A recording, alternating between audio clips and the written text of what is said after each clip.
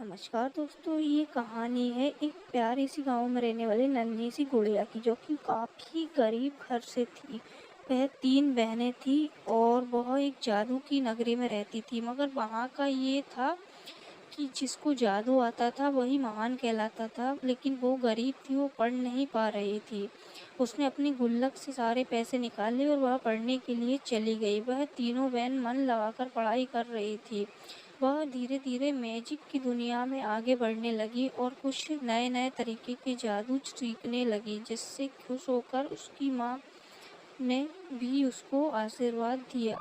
वह धीरे धीरे मैजिक सीखने लगी।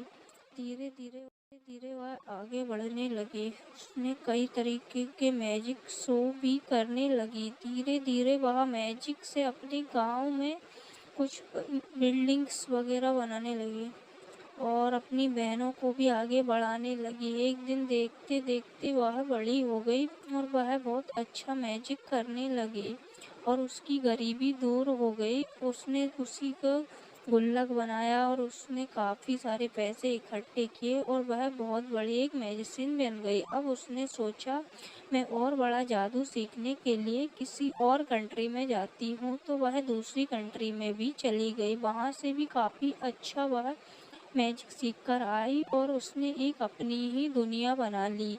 बच्चों, इससे हमें ये सीख मिलती है कि कभी हमें हार नहीं मानना चाहिए और उसने खुद का एक अपना मैजिक से देश